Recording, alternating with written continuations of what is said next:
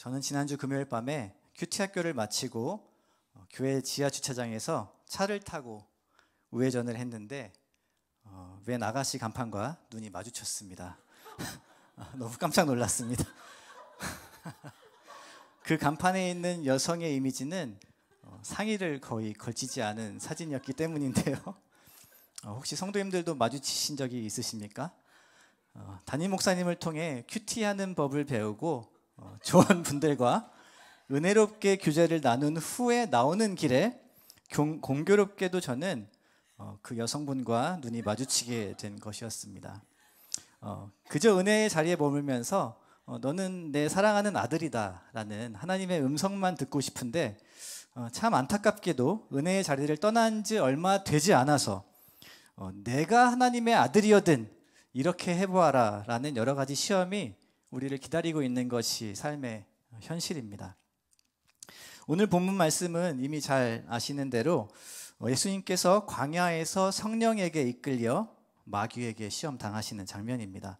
예수님께서는 세례 요한에게 세례를 받으시고 성령이 충만하셨는데 그 즉시 성령에게 이끌려 마귀에게 시험을 당하셨습니다. 본문을 자칫 오해하면 예수님을 시험하는 주체가 마귀라고 생각하게 되지만 시험의 주체는 마귀가 아니라 성령님이십니다.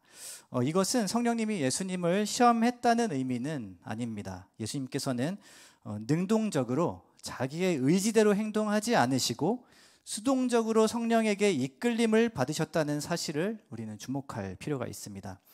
욥기를 봐도 그렇지만 하나님께서 허락하시지 않으면 마귀는 우리를 시험할 수 없습니다.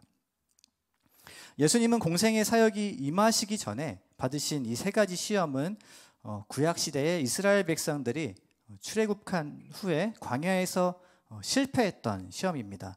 예수님께서는 광야에서 이스라엘 백성들이 넘어졌던 이 시험을 똑같이 당하셨지만 승리하심으로써 그분의 뒤를 따르는 제자들도 승리할 수 있음을 오늘 가르쳐 주고 계십니다. 예수님이 시험 받으시는 장면을 볼 때 저희가 제일 먼저 기억해야 하는 것은 예수님께서 하나님으로서가 아니라 사람으로서 시험을 당하셨다는 것인데요. 우리는 자칫 이 본문을 묵상할 때 예수님의 신성을 강조한 나머지 하나님이신 예수님께서 사단의 유혹이 시험거리가 전혀 되지 못할 거라고 단정해버리면 이 본문은 우리와 아무 상관이 없게 느껴질 것입니다. 그러나 전능하신 하나님께서 인간, 즉 사람이 되셨다는 것을 믿는다면 예수님께서는 사람으로서 저와 여러분이 당하는 시험과 유혹을 똑같이 당하셨다는 것을 오늘 말씀은 의미합니다. 그래서 예수님의 시험은 나의 시험이라고 할 수 있습니다. 그래서 청교도 시대의 익명의 그리스도인은 이런 말을 남겼어요. 그리스도는 우리처럼 되시려고 시험을 받으셨고 우리는 그리스도처럼 되기 위해 시험을 받게 될 것이다. 참으로 멋진 표현이죠. 저와 여러분들은 그리스도처럼 되기 위해서 시험을 받게 될 것입니다. 히브리서 2장 18절과 4장 15절 말씀도 각각 이렇게 말씀합니다. 그가 시험을 받아 고난을 당하셨은즉 시험 받는 자들을 능히 도우실 수 있느니라. 이어서 우리에게 있는 대제사장은 우리의 연약함을 동정하지 못하시리가 아니요 모든 일에 우리와 똑같이 시험을 받으시니로되 죄는 없으시니라 라고 말씀합니다. 인간의 몸을 입고 성육신하신 하나님께서 우리의 연약함을 다 아시는데 그 이유는 모든 일에 우리와 똑같이 시험을 받으셨기 때문이라는 것입니다. 예수님께서 당하신 시험은 온전히 인간으로서 받으신 시험이라는 것을 염두에 두고 본문을 살펴보아야 하겠습니다. 본문에 들어가기 앞서 시험에는 세 가지 의미가 있는데요. 첫 번째는 테스트죠. 학교에서는 이것을 시험이라고 합니다. 테스트의 목적은 어떤 학문을 배우고 난 뒤에 그것을 잘 익혔는지 익히지 않았는지 확인하기 위해서 합니다. 이런 종류의 시험은 자신의 실력을 평가하는 기회가 되기도 하죠. 시험을 봐야 지금 현재 내가 어디까지 와 있는지 알 수 있습니다. 교육학에서는 이를 메타인지라고도 하는데요. 내가 알거나 모른다는 것 그 자체를 아는 것이 중요합니다. 그런 의미에서 하나님은 저희들의 믿음을 테스트하실 때가 있어요. 창세기 22장에서도 하나님은 아브라함을 시험하기 위해서 부르시는데 영어 성경에는 테스트라고 되어 있습니다. 또한 민수기 14장에서는 이스라엘 백성들이 하나님을 시험하였죠. NIV 성경에서는 테스트라고 번역하였고 NASB 성경에서는 tempted라고 번역을 하였는데, 여기서 말하는 시험은 누군가에게 고통을 주다, 괴로움을 주다라는 의미가 더 많이 강조되어 있습니다. 이스라엘 백성들이 하나님의 능력을 테스트했을 때 그로 인해서 백성들이 하나님을 고통스럽게 했다는 것이죠. 마지막으로 시험은 유혹이라는 의미가 있습니다. 본문 4장 2절은 시험을 동일하게 tempted로 번역을 하였는데, 이것은 수동적으로 유혹을 받다라는 뜻을 가지고 있습니다. 앞으로도 살펴보겠지만 누가복음 4장의 이 시험이라는 한 단어에는 세 가지 의미가 모두 다 사용이 되었습니다. 먼저 첫 번째 시험을 같이 살펴보겠습니다. 예수님께서는 40일 동안 아무것도 드시지 않고 줄이셨을 때 완전한 인간으로서 굶주림의 큰 고통을 받으셨습니다. 마귀는 40일 동안 아무것도 드시지 않은 예수님에게 이렇게 유혹을 합니다. 이 첫 번째 시험은 사람에게 가장 취약한 시험이기도 한데요, 생리적인 욕구인 먹고 사는 문제가 달린 시험이기 때문이죠. 내가 만일 하나님의 아들이거든 이 돌들에게 명하여 떡이 되게 하라. 그냥 돌이 떡이 되게 해보라고 하지 않고 앞에 이 가정법을 하나 덧붙입니다. 내가 만일 하나님의 아들이거든. 마귀는 본문의 세 번째 시험에도 같은 문장을 사용하죠. 내가 만일 하나님의 아들이거든. 이 유혹의 핵심은 예수님으로 하여금 자신의 욕구를 위해서 하나님의 아들의 명분을 남용하라는 것입니다. 너는 하나님의 아들이니 무엇이든지 할 수 있지 않느냐는 거예요.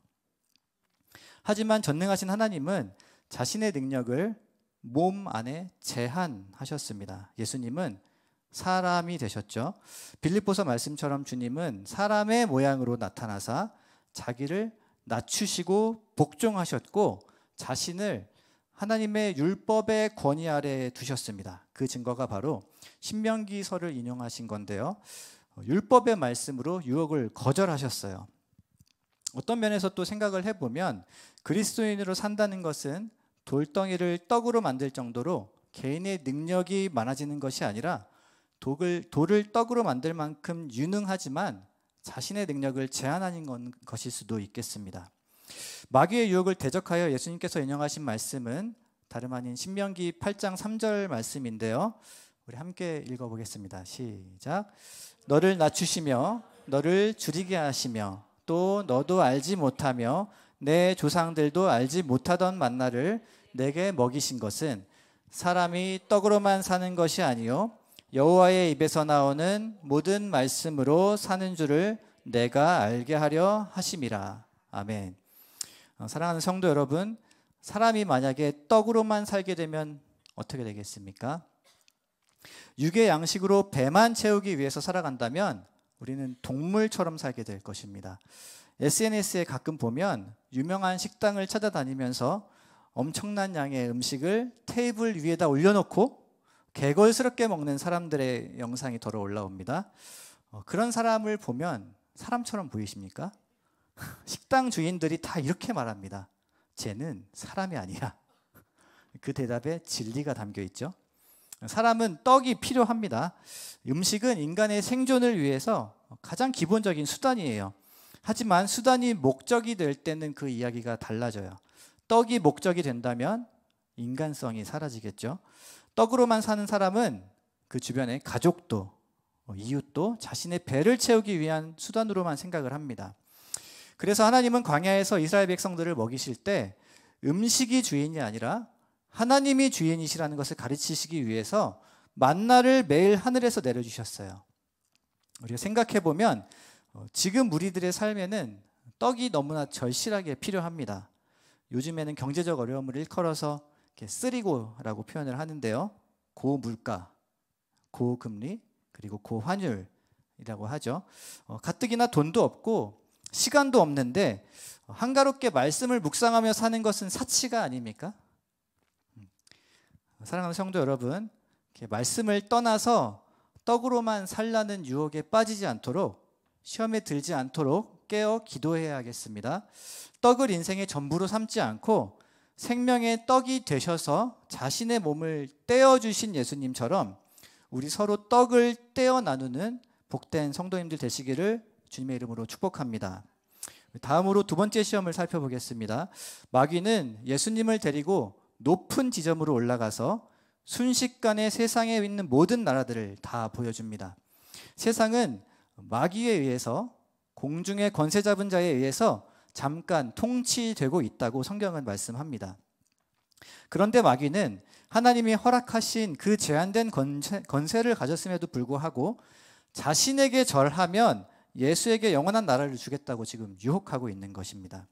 이것은 하나님의 아들이라는 정체성을 부정하라고 예수님에게 요구하는 것이고, 이것은 하나님과의 관계를 버리고 마귀와 관계를 맺으라는 뜻입니다. 이 유혹에서 눈여겨볼 것은 순식간에라는 표현인데요. 이것은 아주 빠르게 그리고 편하게 원하는 바를 이루어주겠다라고 유혹하는 것이죠. 순식간에 높은 곳으로 예수님을 데리고 갔다는 것은 예수님을 아주 순식간에 높은 위치에 올려주겠다고 말하는 것입니다. 성도 여러분, 높은 곳에서 낮은 곳을 바라보면 어떻습니까? 저는 예전에 잠실에 있는 높은 빌딩의 전망대에 올라갔던 적이 있는데요. 창밖을 내다보면 세상이 다 제 발 밑에 있어요. 세상이 다 눈에 들어오니 마치 다 가진 것 같은 상쾌한 기분이 듭니다. 우리는 지금 그 어느 때보다 속도를 중요하게 생각하는 세상에 살아가고 있어요. 속도. 뭐든지 빨라야 되잖아요. 초고속 시대를 살고 있죠. 인터넷이 조금만 느려지면 바로 서비스 센터에 전화를 돌립니다. 왜 이렇게 속도가 안 나오냐고. 사랑도, 그리고 성공도, 승리도, 운전도 다 빠르게 하려고 합니다. 마귀는 우리의 그런 심성을 너무 잘 알아서 하나님의 나라를 이루려고 하는 것도 아주 순식간에 이루도록 만들어주겠다고 유혹을 하는 것이에요. 십자가, 그리고 기도, 예배, 그거 필요 없어. 효율적으로 회의해서 선교를 해라. 십자가 없는 승리를 너에게 주겠다고 마귀는 지금 유혹하고 있습니다. 하나님의 아들 예수여, 당신이 이렇게 느려 터져가지고 언제 하나님의 나라를 이루려고 하느냐. 내가 너에게 걸맞는 궁정과 군대와 돈과 조직과 사람들을 주겠다. 그래야 하나님 나라를 이룰 수 있지 않겠느냐. 나한테 한 번만 절해라. 그러면 내가 가진 권세와 영광과 인프라를 내가 너에게 다 주겠다. 그 정도 조직은 갖춰야 되지 않겠느냐? 라고 유혹하는 것이죠.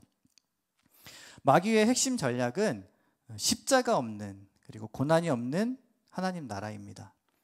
그런데 예수님은 제자들에게 계속 반복해서 자신이 고난을 받고 십자가의 죽음 이후에 부활할 것을 말씀하고 계세요. 그런데 십자가를 지신다는 예수님을 야단치다가 사단으로 정죄받은 제자가 한 명 있죠. 누굽니까? 베드로입니다. 예수님은 십자가 없는 하나님 나라를 추구하는 베드로를 사단과 동일시하셨어요. 베드로에게 사탄아 물러가라. 아주 호통을 치셨죠.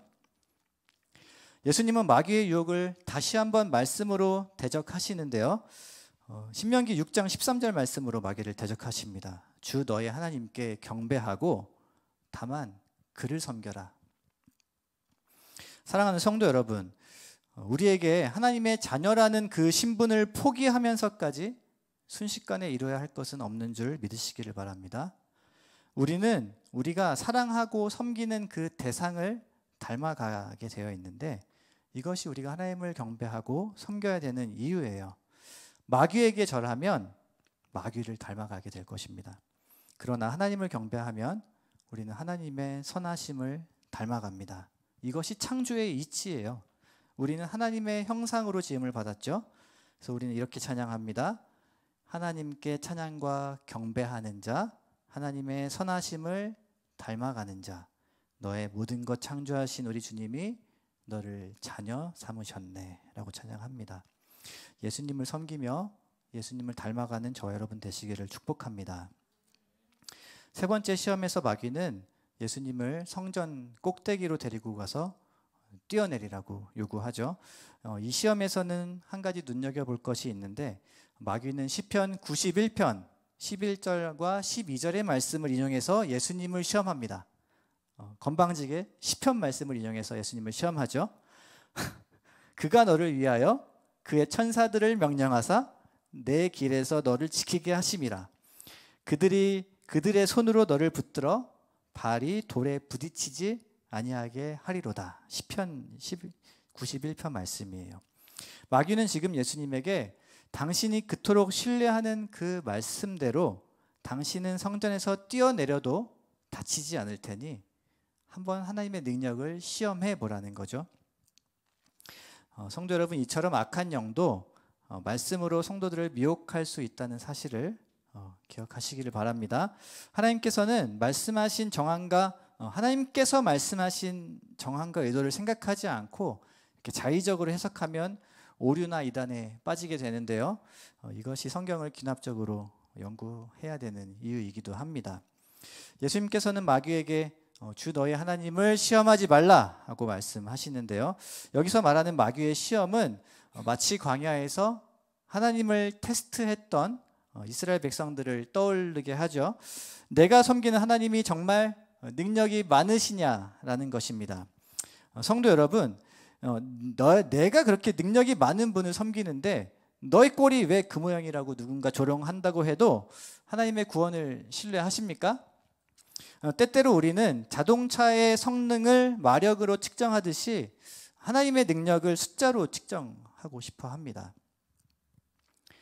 처음으로 롤스로이스 자동차를 구매한 영국의 한 신사에 대한 이야기가 뉴욕타임스 기사에 실린 적이 있다고 하는데요. 그 신사는 광고나 매뉴얼을 통해서도 이 엔진의 마력이 얼마인지 알 수가 없었다 그래요. 그래서 회사에 문의했더니 롤스로이스는 자기네 자동차의 마력에 대해서는 이야기하지 않는 것이 방침이라고 하더랍니다. 그 남자는 돈을 상당히 지불하고 차를 샀기 때문에 요즘에는 한 대에 7억 정도 한다 그래요. 별로 안 놀라시네요. 집에 한 대씩 다 있으신가 봐요. 네, 자기가 돈을 많이 지불하고 샀기 때문에 마땅히 마력을 알 권리가 있다고 생각을 했어요. 그래서 편지를 보내서 그 정보를 좀 달라고 요구를 했다고 합니다. 그리고 며칠 후 회사로부터 전보가 왔는데 거기에는 충분하다라는 한마디의 답이 적혀 있었다고 합니다. 사랑하는 성도 여러분, 하나님의 능력은 우리를 구원하시기에 충분한 줄 믿으시기를 바랍니다. 하나님의 능력은 측정할 수 없어요. 할렐루야. 아멘. 하나님께서 전능하신데 왜 우리의 삶에 고난이 있는가에 대한 여러 가지 해결되지 않는 질문들이 있지만 초대교회 믿음의 선진들은 하나님의 구원을 바라보면서 자기 목숨을 내어놓고 복음을 담대히 증거했습니다. 어떤 면에서 하나님의 선하심에 대해서 그 의구심을 품는 것 자체가 하나님을 시험하는 것이 될 수도 있어요. 주변 사람들이 내가 믿는 하나님을, 그 능력을 내게 한번 보여봐 라고 우리를 자극할 때 그것을 굳이 증명하려고 할 필요가 없어요. 우리는 그저 복음이면 충분하다고 대답할 수 있을 뿐입니다. 이제 말씀을 정리하겠습니다. 본문의 중요한 관전 포인트가 두 가지 있는데요. 첫째는 예수님은 사단의 시험을 인간으로서 그리고 하나님의 아들이 가지신 초자연적인 능력을 사용하지 않고 이겼다는 것입니다.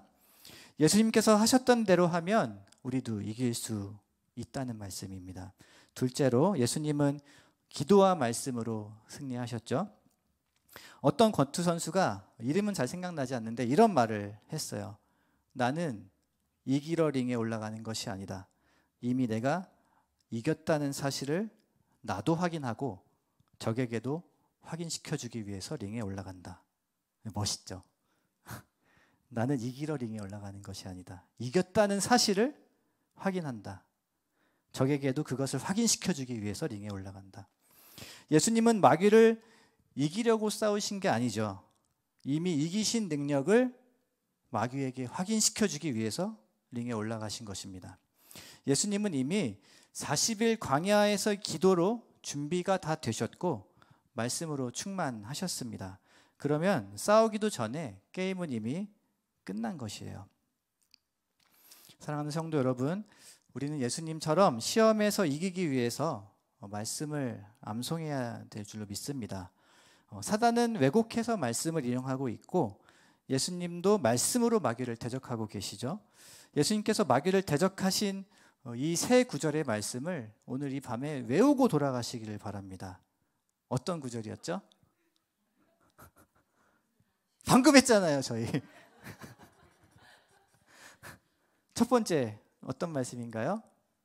사람이 떡으로만 살 것이 아니요. 자, 두 번째는 주 너의 하나님께 경배하고 다만 그를 섬기라. 세 번째는 주 너의 하나님을 시험하지 말라. 아멘. 함께 기도드리겠습니다. 하나님 아버지, 저희들은 연약합니다. 시시각각 삶에 몰려오는 수많은 시험을 감당할 능력이 저희에게는 없습니다. 우리를 불쌍히 여기사 시험에 들지 말게 하시고 악에서 구하여 주소서. 나라와 권세와 영광은 모두 아버지의 것입니다. 살아계신 예수님의 이름으로 기도드립니다.